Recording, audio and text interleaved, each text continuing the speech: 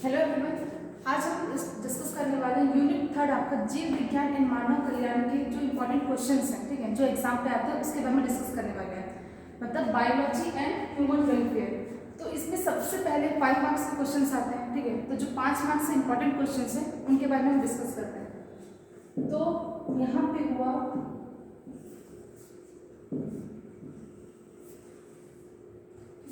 तो देखिए इसमें आता है, इस चैप्टर में आपका डिजीज वाले मतलब क्वेश्चंस आते हैं, ठीक है, जो बीमारियां फैलाते हैं वो वाले क्वेश्चंस आते हैं। तो वो हर साल 5 मार्क्स के अंदर आपका क्वेश्चन पूछा जाता है। तो उसमें सबसे पहले आप याद कर लीजिए कि कौन सी बीमारी है, ठीक है। जो बीमारी है वो कौन सा जैसे ऑर्गेनिज्म है जो सूक्ष्म जीवी होते हैं, ठीक है, या तो बैक्टीरिया होगा या तो वायरस होगा या तो कोई हेल्मिन्थेस होगा, ठीक है। तो ये जो रहते हैं तो कौन से ऑर्गेनिज्म इनको क्या करते हैं, डिजीज करते हैं, किसके द्वारा ये फैलता है, ठीक है, और जब ये फैलता है तो इसका प्रिकॉशन क्या होता है या ट्रीटमेंट क्या होता है। तो ये दो या तीन पॉइंट है, इसके बाद में आपको इसमें पढ़ना रहता है, ठीक है। तो सबसे पहले हमारा एक बीमारी के बारे में पढ़ते हैं जो है कि टाइफाइड, ठीक है। तो टाइफाइड किससे होता है,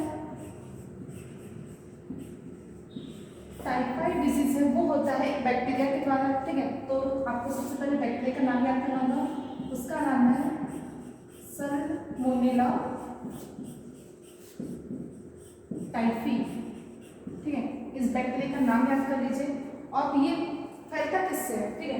तो इस जो टाइफाइड होता है वो क्या से फैलता है, जो कंटेमिनेटेड वाटर में जो गंदे पानी रहते हैं, ठीक है, जो पानी रहते हैं या भोजन रहते हैं, ठीक है, वो सबसे क्या होता है, टाइफाइड का बीमारी फैलता है, ठीक है। अब ये बीमारी फैलने का अब इसका लक्षण क्या क्या है। जब टाइफाइड होता है तो हाई फीवर होता है, ठीक है, बुखार आता है तेजी से, हमारे इंटेस्टाइन को बहुत ज़्यादा क्या करता है, ये नुकसान करता है, ठीक है। तो ये जो चीज़ें, कुछ चीज़ें, 2-3 चीज़ आपको हर एक बीमारी के बारे में पता रहना चाहिए, ठीक है। ये टाइफाइड हो गया पहला।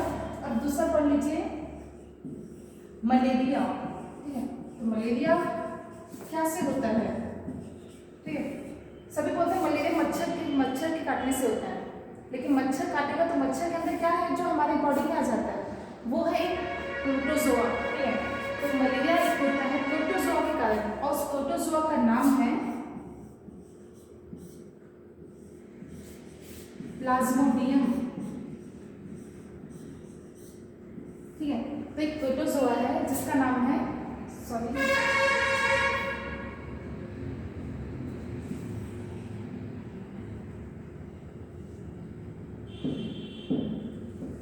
जिसका नाम है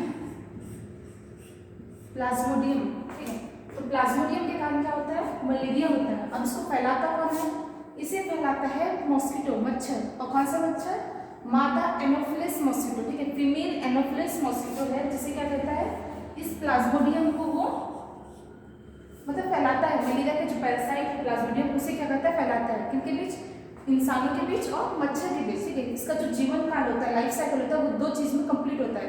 एक इंसानों के द्वारा होता है, इंसानों में होता है, और दूसरा मनुष्य में, और पहला मनुष्य में और दूसरा मच्छर की बॉडी में, ठीक है। ये मलेरिया का हो गया। अभी मलेरिया फैलता है मतलब मॉस्किटो से फैला, प्लस इसका ग्रोथ कहाँ होता है, मलेरिया का, जो मच्छर का जो वाटर पानी रहता है, ठीक है, जो जमा हुआ पानी रहता है, ये सब में होता है, ठीक है।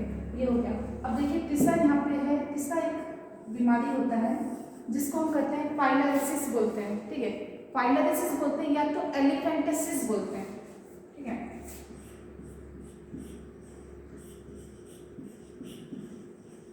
फाइलारिसिस बोलते हैं या तो इसको हम कहा जाता है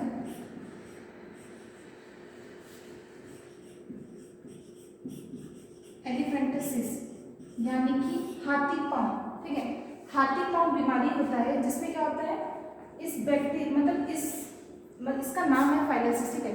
ये होता है किस वजह से, ये होता है एक हेल्मिन्थेस होता है, ठीक है, एक वर्म होता है जिसके कारण से क्या होता है, ये होता है। उसका नाम है वाउचेरिया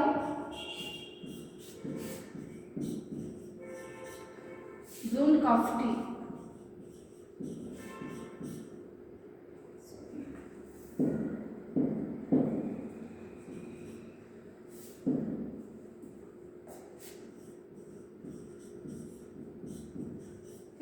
वाउचेरिया ब्रूनकाफ्टी, ठीक है।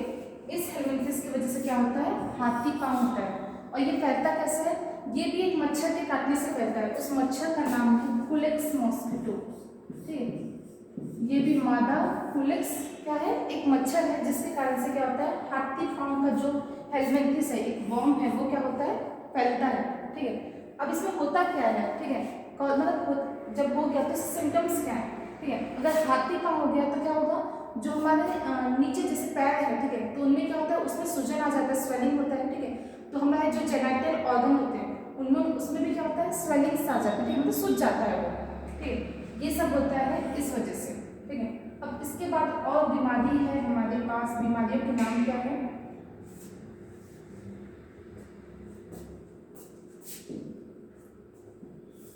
ठीक है, इसके बाद बीमारी है एस्केरियासिस।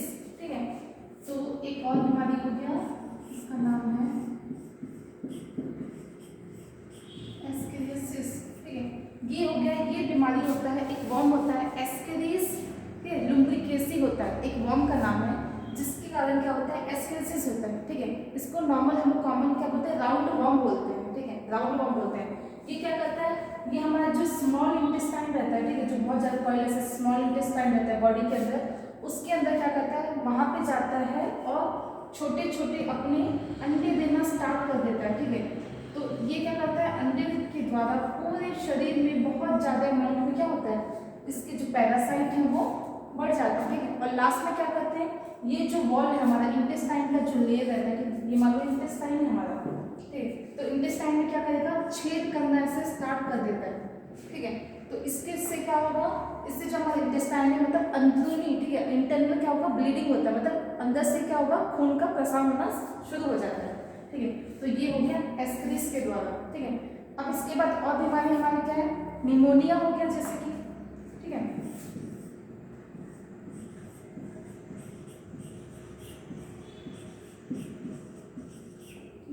निमोनिया, निमोनिया होता है बैक्टीरिया के द्वारा। ठीक है, तो एक बैक्टीरिया होता है जिसका नाम है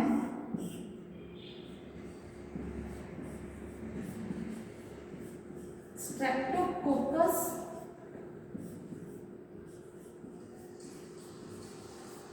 निमोनिया।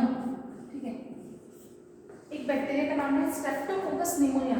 इस बैक्टीरिया के कारण क्या होता है, निमोनिया होता है। ये क्या करेगा, डायरेक्ट ये जो हमारा लंग्स है उनमें जाके डायरेक्ट क्या करता है, इन्फेक्ट करता है। ठीक है, हमारा जो लंग्स रहता है उसको प्रभाव करता है। ठीक है, ये हो गया हमारा निमोनिया कारण। तो ये सब है कुछ बीमारियां हैं जिसके बारे में हमको पढ़ना रहेगा। ठीक है, ये हमेशा 2 या 3 बीमारी के बारे में पूछता है, बीमारियों का नाम पूछेगा, वो किससे फैलते हैं वो पूछेगा। ठीक है, अगर फैल है तो उससे बचाव के लिए क्या क्या ट्रीटमेंट की आवश्यकता होती है वो पूछेगा। ठीक है, तो ये सब चीज़ हमें हमेशा मतलब बार बार इस चीज़ को मतलब इस यूनिट में पूछा जाता है। ओके, अब इसके बाद से अब हम दूसरा क्वेश्चन करते हैं।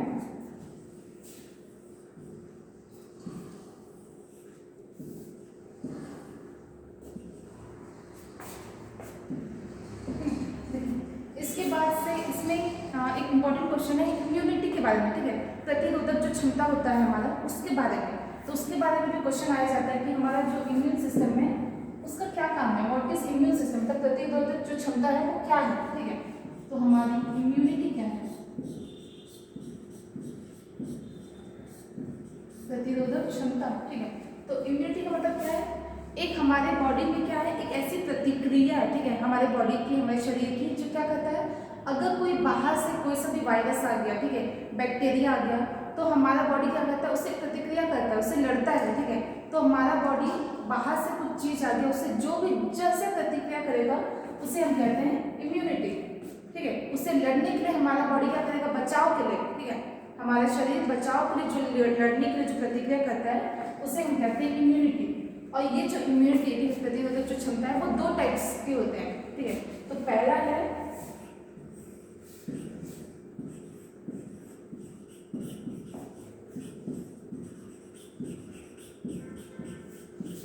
इननेट इम्यूनिटी, ठीक है, और दूसरा है एक्वायर्ड इम्यूनिटी।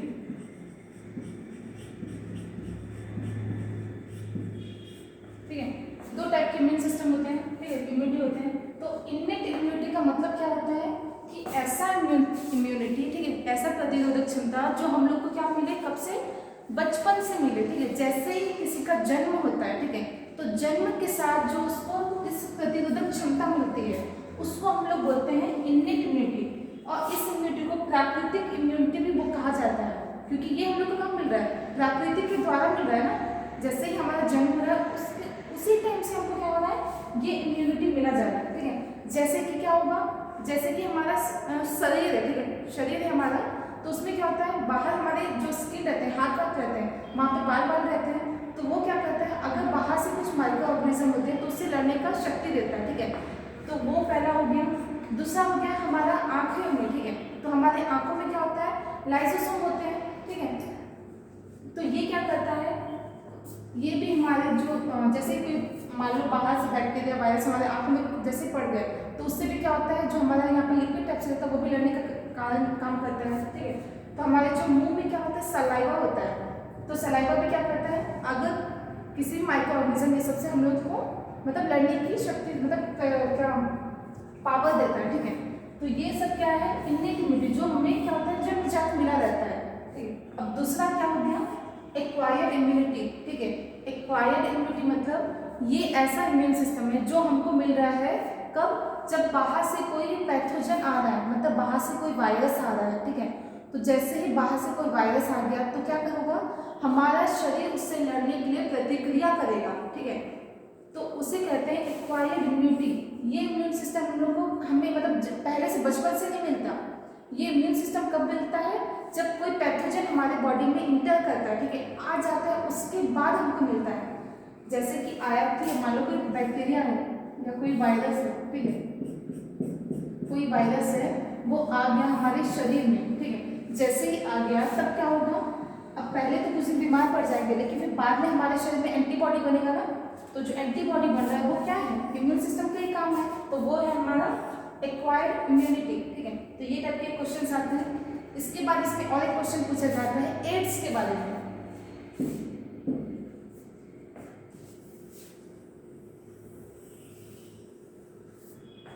ठीक है, तो देखिए एड्स के बारे में क्वेश्चन पूछा जाता है बार बार कि एड्स होता क्या है। ठीक है, तो एड्स का फुल फॉर्म क्या है, एक्वायर्ड इम्यूनो डेफिशिएंसी सिंड्रोम। ठीक है, एक्वायर्ड इम्यूनो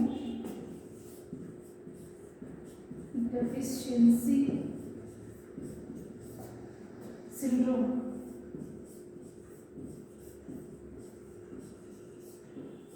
ठीक है, तो ये एड्स होता क्या है, ये हमारा जो इम्यून सिस्टम है, ठीक है, उसके कुछ डेफिशिएंसी के कारण होता है। अब ये होने का मेन कारण क्या है, एक वायरस है। ठीक है, एड्स का होने का कारण एक वायरस है जिसे हम कहते हैं HIV virus, human immuno virus. ठीक है, ह्यूमन इम्यूनो डेफिशिएंसी वायरस। ठीक है, तो ये हो गया HIV वायरस। ठीक है, तो इस वायरस के कारण क्या होता है, एड्स होता है। ठीक है, अब इसके लक्षण क्या है, इसमें क्या होता है, अगर मान लो किसी को एड्स हो गया, ठीक है, तो उसमें क्या होगा कि उनमें क्या होगा, जो प्रतिरोधक क्षमता है वो बहुत ज़्यादा कम हो जाएगा।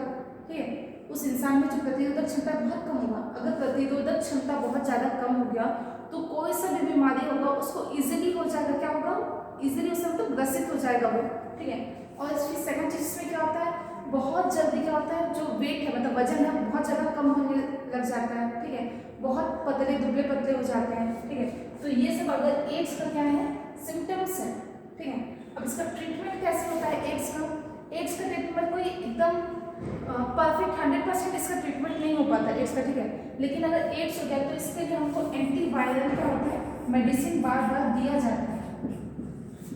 ठीक है, एंटीवायरल दिया जाता है और कुछ अमाउंट में एंटीबैक्टीरियल भी दिया जाता है। और एंटीबैक्टीरियल इससे दिया जाता है कि इम्यूनिटी कम हो जाने पर क्या होता है, बहुत सारी बीमारियाँ जैसे कोई सी भी बीमारी है वो हम लोग को ईजी क्या होगा, बैक्टीरिया से रिलेटेड बीमारी अफेक्ट कर सकता है, तो इसलिए एंटीबैक्टीरियल भी दिया जाता है। ठीक है, तो ये एड्स का हो गया।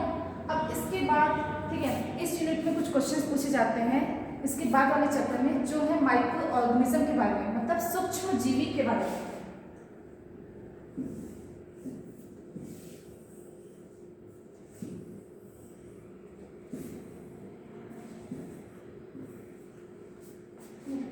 तो सूक्ष्म जीवी क्या होते हैं, ठीक है, ऐसे ऑर्गेनिज्म मतलब बहुत छोटे छोटे सूक्ष्म ऑर्गेनिज्म होते हैं जो क्या करते हैं, जो हमारी डेली लाइफ में बहुत महत्वपूर्ण होते हैं, ठीक है। तो इसमें से क्वेश्चन पूछा जाता है कि जो हमारा डेली लाइफ है, ठीक है, नॉर्मल एक दिनचर्या है हमारा, उसमें कौन से माइक्रो ऑर्गेनिज्म सूक्ष्म जीव है जो क्या करते हैं, इंपॉर्टेंट रोल प्ले करते हैं, ठीक है। तो ऐसे क्या क्या किस किस काम के लिए करते हैं, तो देखो सबसे पहले तो माइक्रो ऑर्गेनिज्म का यूज डेली लाइफ में क्या क्या काम के लिए होगा, सभी को पता है, ठीक है, कि इसका यूज कहाँ होता है। सबसे पहले तो इसका यूज पनीर बनाने के लिए होता है, ठीक है। तो पनीर बनाने के लिए क्या होता है, माइक्रो ऑर्गेनिज्म का यूज करते हैं, ठीक है। दूसरा क्या होगा, जैसे इडली डोसा हो गया, ठीक है, इडली डोसा, इस चीज के लिए भी इसका क्या होता है, माइक्रो ऑर्गेनिज्म का यूज होता है, ठीक है। फिर उसके बाद क्या हो गया, दही बनाना, ठीक है, जो हम दही बनाते हैं, दही मतलब कर्ड बनाते हैं, ठीक है, दही बनाते हैं,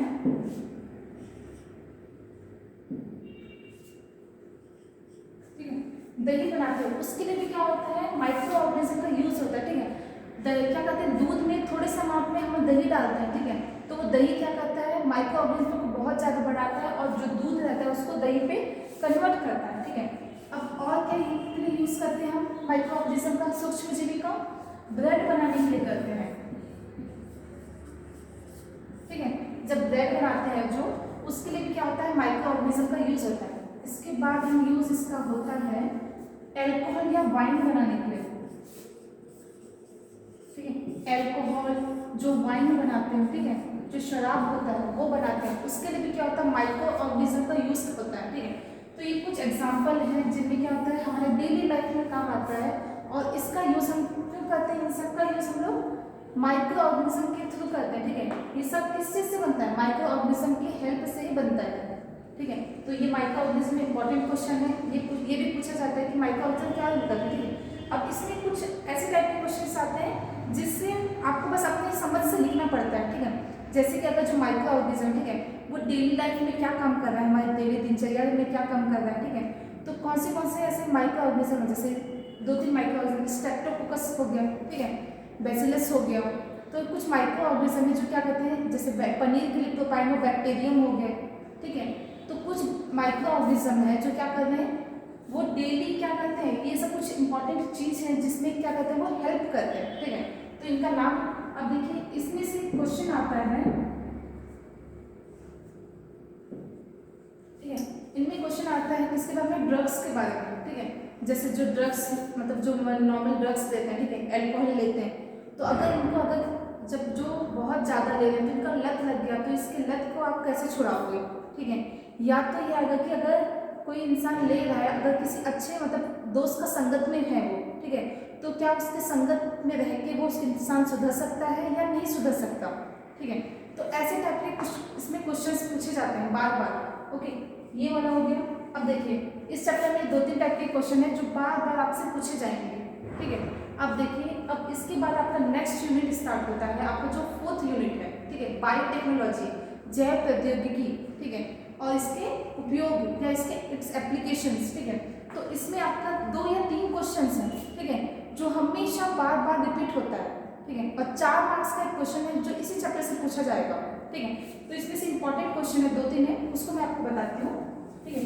पहले तो आपसे पूछा जाएगा, इंपॉर्टेंट क्वेश्चन है डीएनए है, ठीक है, डीएनए के रिकॉम्बिनेशन के बारे में पूछा जाएगा,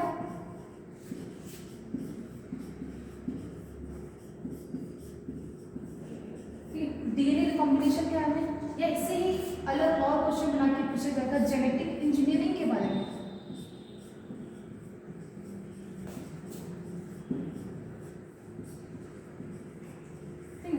डीएनए रिकॉम्बिनेशन या जेनेटिक इंजीनियरिंग बोल के पूछा जाएगा, ठीक है। दूसरा क्वेश्चन पूछ सकता है आपसे जीन थेरेपी के बारे में,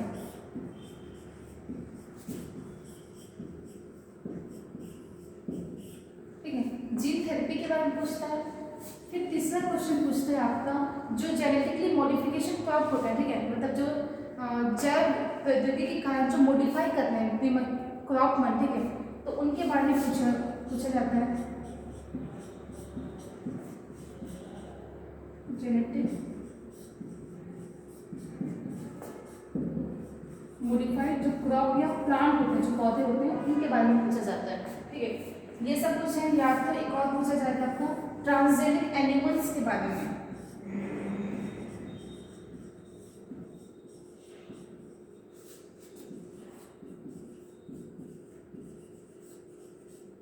ठीक है, तो ये जो 3-4 क्वेश्चन है, यही क्वेश्चन क्या होता है, बार बार रिपीट करके आपको पूछा जाता है इन्हीं के बारे में। ठीक है, तो अब हमें इन 4 के बारे में अगर पॉइंट दिए तो हमारा जो बायोटेक्नोलॉजी का है, जो 4 मार्क्स का क्वेश्चन है, वो इजीली सॉल्व हो जाएगा हमसे। ठीक है, तो अभी एक एक करके हम इसके बारे में देखते हैं। ओके,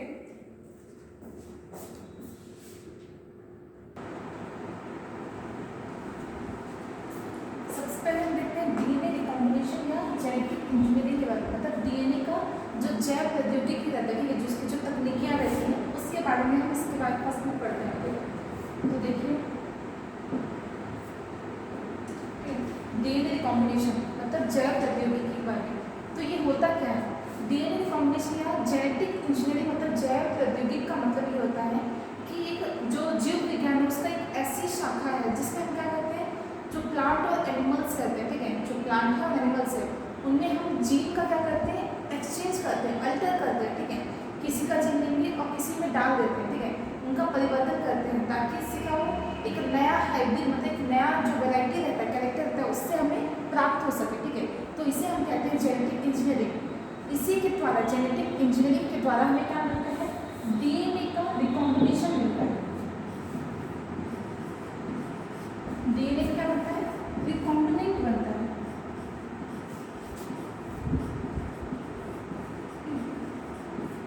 डीएनए का रिकॉम्बिनेंट बनता है। अभी बनता क्यों है, ऐसा करते क्यों है हम लोग।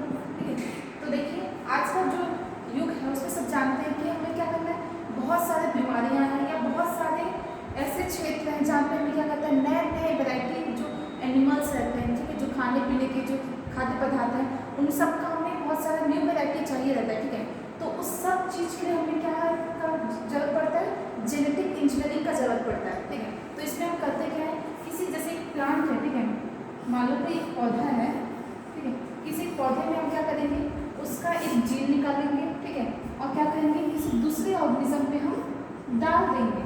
ठीक है, तो अब क्या होगा, जो हमको जरूरत है वो हमें क्या होगा, इस ऑर्गेनिज्म से हमें वो मिल जाएगा। ठीक है, तो ये है डीएनए रिकॉम्बिनेशन का कारण। ठीक है, इसी के थ्रू हम क्या करते हैं, मतलब जो जेनेटिक इंजीनियरिंग है इसलिए हम ये करते हैं। ठीक है, तो इसका बेस्ट एग्जाम्पल है जैसे इंसुलिन का हो गया। ठीक है, तो इसके लिए हम क्या करते थे, इंसुलिन के लिए जो जीन है वो ह्यूमन में मिल जाता है। ठीक है, इंसानों में मिल जाता है इंसुलिन का, लेकिन बहुत कम अमाउंट में मिलता है, उसकी मात्रा बहुत कम रहती है। तो हम क्या करते हैं, जो हमारा ह्यूमन का इंसुलिन है उस इंसुलिन का जीन को निकालते हैं, बैक्टीरिया के अंदर डालते हैं। ठीक है, बैक्टीरिया के अंदर डालें और फिर बैक्टीरिया क्या करता है, बहुत सारे अमाउंट में, छोटे छोटे बैक्टीरिया हैं, तो बहुत सारे अमाउंट में क्या करते हैं, वो जो इंसुलिन का जीन है उसको प्रोड्यूस करते हैं। ठीक है, तो इससे क्या होता है, इजीली जितने जो डायबिटीज के पेशेंट है वो क्या करते हैं, इसके थ्रू इजीली ठीक किया जाता है। ठीक है, तो ये पहला हो गया होगा डीएनए रिकॉम्बिनेशन का काम। ठीक है, अब देखिए इसके बाद हम लोग आता है जीन थेरेपी, मतलब जीन चिकित्सा क्या होता है। आखिर हम जीन जो चिकित्सा है वो करते ही क्यों है हम लोग।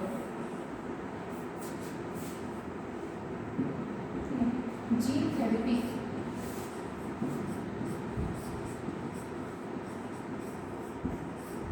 जीन चिकित्सा का मतलब ये होता है कि देखिए कुछ ऐसे जैसे छोटे टाइम से, ठीक है, बचपन से कुछ ऐसे बच्चे रहते हैं जिनमें क्या होता है, कुछ डिफिशियंसी होता है, किसी चीज़ की कमी होती है। ठीक है, तो उनमें क्या होता है, अगर डिफिशियंसी हो गया तो अगर हम बड़े होने के बाद उसको ठीक कर लेते हैं, लेकिन वो क्या होता है, परमानेंट इलाज नहीं होता उसका। ठीक है, अगर किसी के जीन पे कोई डिफेक्ट है, कोई बीमारी है, ठीक है, कुछ भी प्रॉब्लम है जीन पे है, तो हमें वो आगे बड़े होने के बाद नहीं हो पाता। ठीक है, ठीक है, तो इसके लिए हमें क्या करना पड़ता है, जब वो छोटा रहता है, ठीक है, एम्ब्रियो की एज में रहता है, एम्ब्रियोनिक एज में रहता है या बहुत छोटा चाइल्ड में रहता है, उस टाइम पे हमें क्या करना रहता है, जो जीन है उसका एक्सचेंज करना पड़ता है। ठीक है, इसके लिए जैसे कि मान लो किसी को एडीए का, ठीक, एडिनोसिन का डेफिशिएंसी हो गया, एडीए का।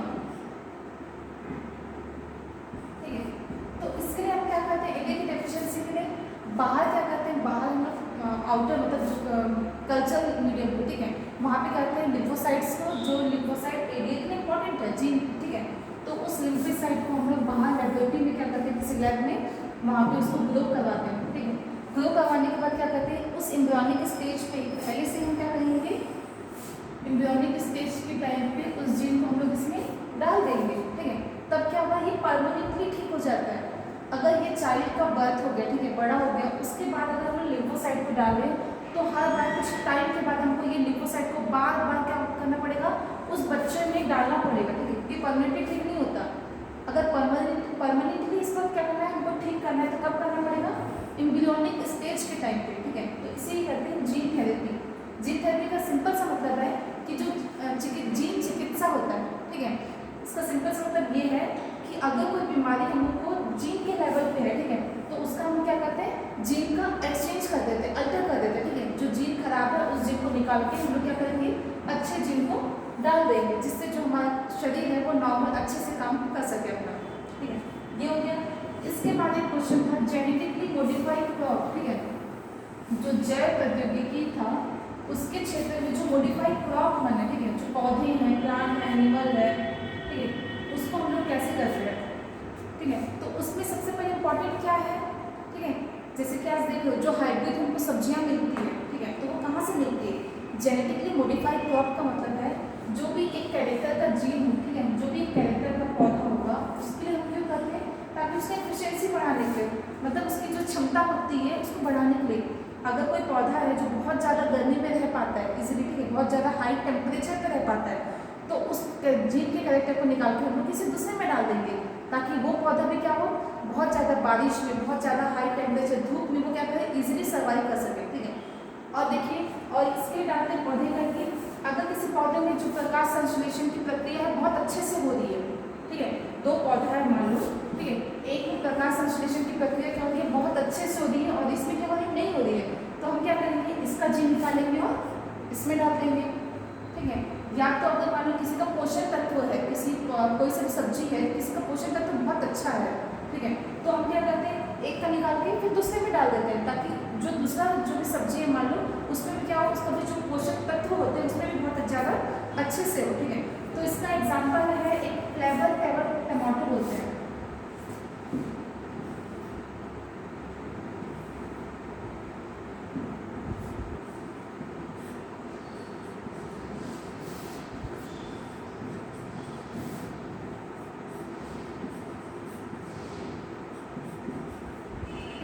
फ्लेवर सेवर टोमेटो होता है, ठीक है, ये ऐसा टमाटर है जिसमें क्या करते हैं हम लोग आर्गेनिक पॉलीमरेज एक एंजाइम देते हैं, ठीक है, जीन डालते हैं, जिसके द्वारा क्या होता है, ये जो टमाटर नॉर्मल जो हम लोग का जो नॉर्मल मार्केट में टमाटर मिलता है, ठीक है, नॉर्मल टमाटर क्या होता है, वो कुछ दिनों में 2-3 दिनों में क्या होता है, बहुत ज़्यादा पतला, इसका जो छिलका रहता है बहुत पतला रहता है, जिस वजह से क्या होता है वो सड़ जाता है, ठीक है।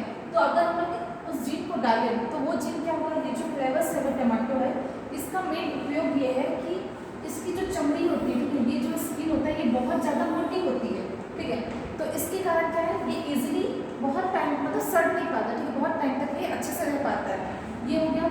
और इसका दूसरा एग्जांपल है एक गोल्डन राइस होता है, ठीक है,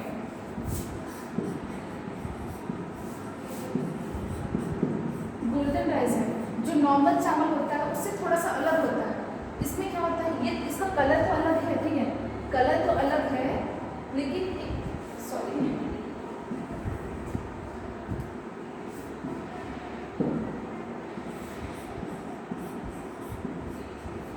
गोल्डन राइस, इसका कलर तो अलग है, लेकिन साथ ही इसमें क्या होता है, इसमें विटामिन ए की बहुत ज़्यादा भरपूर मात्रा होती है, ठीक है, विटामिन ए का मात्रा होता है, तो जो हमारे न्यूट्रिशन हमारे पोषण के लिए बहुत ज़्यादा इंपॉर्टेंट है, ठीक है। तो इसीलिए हम लोग जेनेटिकली मॉडिफाइड जो क्रॉप्स रहते हैं उसका उपयोग करते हैं, ठीक है, ये हो गया। अब लास्ट एक क्वेश्चन इसमें आता है ट्रांसजेनिक एनिमल्स, ठीक है, जो जैव प्रौद्योगिकी का जो एनिमल्स रहते हैं जिनका हम लोग प्रोड्यूस करते हैं वो क्यों करते हैं, ठीक है। तो इससे जैव प्रौद्योगिकी का जो एनिमल का प्रोड्यूस हो रहा है क्यों हो रहा है, बिकॉज देखो अगर जैव तकनीकी के द्वारा किसी एनिमल्स को हम लोग प्रोड्यूस कर रहे हैं मतलब उसमें जीन डाल रहे हैं, ठीक है, तो क्या क्यों डालेंगे, न्यूट्रिशन के कारण, उसका जो जीन है उसकी जो कैरेक्टर है उसको अच्छे से करने के लिए, ठीक है, कैरेक्टर के द्वारा डालेंगे। या मान लो किसी एनिमल से जिसमें क्या होता है, जैसे काऊ का ही हो गया, ठीक है, गाय का हो गया, कोई गाय है जो बहुत ज़्यादा क्या हो रहा है दूध दे रहा है और एक गाय है जो नहीं दे पा रहा है, तो हम क्या करेंगे, जो उसमें जीन को निकालते हैं और दूसरे को डाल देते हैं, ठीक है। ऐसे ही एक एनिमल बनाया गया है जिसे हम कहते हैं म्यूल बोला जाता है, ठीक है। ट्रांसजेनिक म्यूल, ठीक है, ये किससे बनाया गया है? एक डोंकी और हॉर्स मतलब गधे और घोड़े से क्या किया गया है?